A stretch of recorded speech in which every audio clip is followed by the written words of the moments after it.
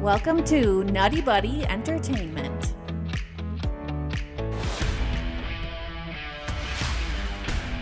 The good. That's okay.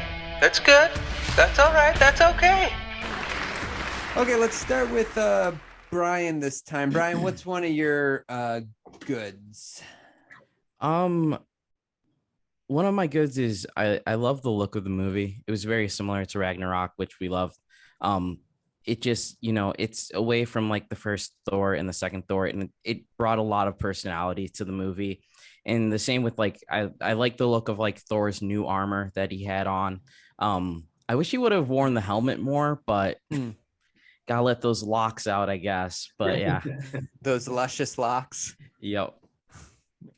Yeah, no, again, that's one of the things that we loved about Ragnarok that I thought that carried very well into this movie is the looks. Yeah, and I talked about it on our live stream, but the first Earth that they were not Earth, planet they were on with the Guardians of the Galaxy, a lot of Power Ranger references or looks from Oh, really? what? Yeah, because the blue guys look like Zordon from the Power Rangers.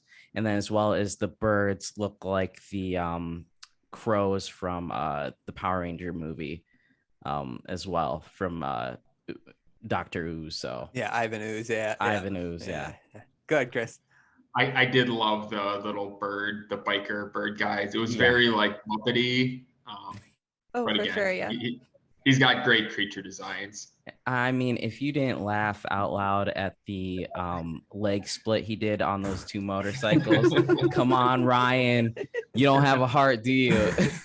No, I think I did laugh, but it was just one of those other things. Like there was some really funny moments, I think, throughout the entire movie. But the more you pile it on, I just felt like that's the problem.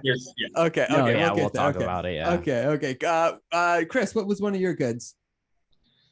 Boy, I did enjoy, even though I think the use of the Guardians of the Galaxy was fairly not as substantial, maybe as better satisfying. I did like that whole scene. Like I said, I like the biker guys.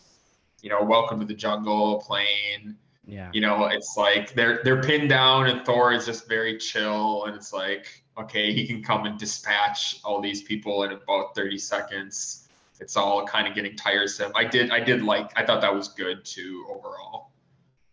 Did you like the brief stint of the Guardians of the Galaxy as well? It was more like Star-Lord, and then the rest of the Guardians of the Galaxy are in the background as cameos, but it was fine. Okay. It was a little overhyped, I think, because some of the reviews made it sound like they were in it for like the first half hour of the movie, and it's like, okay, less than 10 minutes. Yeah, even the times they were on screen, other than Peter Quill, none of them played that important of a role. So, yeah, I'd just say it's fine. It's fine. Okay, Sarah, what's one of your goods?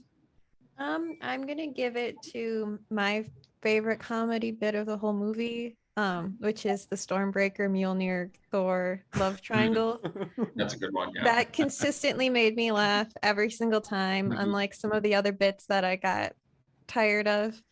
It just so funny. I liked that it gave it because it's weird. It's like they're inanimate objects, but also they're not, because obviously like Thor can whisper to Mjolnir and it hears it and knows what to do with that information and all that. But just like the one scene where all of a sudden it's like Stormbreaker creeps into frame and he's just like, oh, you were there, like comedy gold. Absolutely loved it.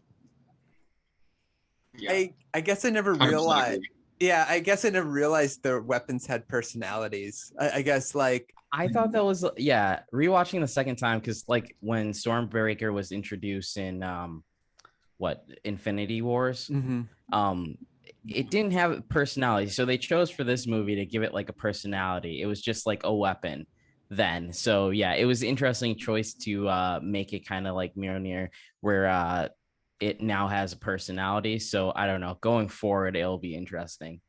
Yeah, I would say even like, I don't remember Mjolnir having like a big personality though in the other movies, right? No, like it was more of him just like talking to it. You know, Yeah. they played up a lot in Ragnarok. It was like him losing like a brother or something like that. So they really played up on that in this movie. Yeah. Okay. Let's see here. I'm gonna go with Valkyrie. I thought she was really good in this movie. Just good. You know, she didn't have like a huge role, but a big enough role. I thought that there was times when her and like Thor talking about like Jane and like what's going on up there and stuff like that. That was kind of good. Her comedy. I like that she was able to fight with the God Butcher as well. With the lightning bolt that they retrieved from Zeus for some reason. We still don't know why, but they went on a whole mission to do that. But but overall, I thought her character was good, and you could tell like even in the beginning she was kind of over being like the king. Right, the king of the like. It's for some reason only so much Old Spice commercials you can do. Right. Yeah, and she wasn't like very she wanted to fight, so it was kind of cool to see her fight. And then when Thor came to like save New Asgard, and then like he's like, oh, who's that over there? Oh, you'll love her. I thought that was a good line as well. So I'm gonna give Valkyrie part of my good. Yeah, I also had her in my good as well. Same reasons as you. I think they also did a good job of kind of developing her character a little bit, giving her a little bit more of a background story, so you can see where her mind is at and why she left Asgard before. But yeah, she worked really good. Even her like relationship with like Jane in that short time was like really fun to see too. Yeah. I wonder how long Jane was in New Asgard before Thor showed up. We're coming. Okay. We're gonna talk about that. Okay. Okay. We're gonna get into this. Okay. Time means nothing in the MCU. Yeah. Well, neither does death. Yeah. Any other good? I have another one, which is Asgard on Earth. I enjoyed seeing that of like how they're like getting along on Earth now and like kind of incorporating like Asgard as well as like Earth into everything. I like that. Oh, nice. How about the play? Did anybody like the play?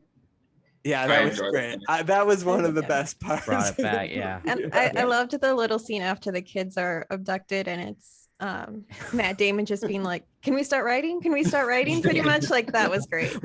We opened a Dark Knight in Asgard. I didn't hear a no. Yeah. That was great. No, the when they're in the play and like their clothes rip off, that was that was great. Yeah. Who was Hela? Melissa McCarthy. Yeah, that's who I thought. Yeah, that was great. Any other good? I guess it's divisive to say that I liked Omnipotent City as well. Very divisive. May have been a little overlong, but I also think it did a good job of establishing also that like Gore's motivations aren't crazy, because it's like, oh, there's just this crowd of all-powerful beings and none of them care what's happening in the world. They're so self-absorbed that you're, not willing to put themselves at any risk for any reason.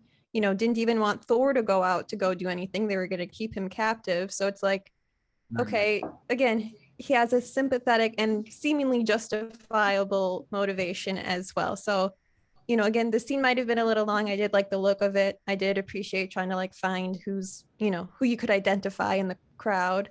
But yeah, I did enjoy that scene, and I thought it was a good how do I phrase it? But yeah, just giving Gore's motivation some more background as well. There we go. No, you're fine. No. I also liked Thor like fanboying out over Zeus and like the protocol where it's like, I don't know, the interplay between Valkyrie and Jane and Thor, where Thor's like super excited. And then, they're like, they just want to destroy everything. Yeah. I thought it was fun. It was good. Never meet your heroes. Yeah. That's what I learned in that. So I don't ever want to meet Ryan Reynolds. Okay. No. Well, you don't have to worry about that. Yeah. Okay. Very good. Wait till I get a cameo. When is he on Well, Cameo? I'm gonna specifically get you a cameo. Or maybe he'll be doing some Green Lanterns at like Comic-Con or something. You can meet him. No, I can't now. Apparently, he'll be like throwing a lightning bolt around and acting like the wild, crazy man. Okay. Any other good then? No, that was it for me. Okay. Okay, let's get into the bad. Thanks so much for listening to Brian, Sarah, Chris, and I break down some of Thor: Love and Thunder. Let us know what you think of the movie in the comments below. What is your great, good, bad, and ugly? If you'd like to listen to the rest of the podcast, click on one of the links below or search NuttieBuddie wherever you find or listen to podcasts. We should be available there. If you haven't yet, subscribe to the channel, like the video, and as always, thanks so much for listening. I hope you guys enjoyed. We'll talk to you guys soon.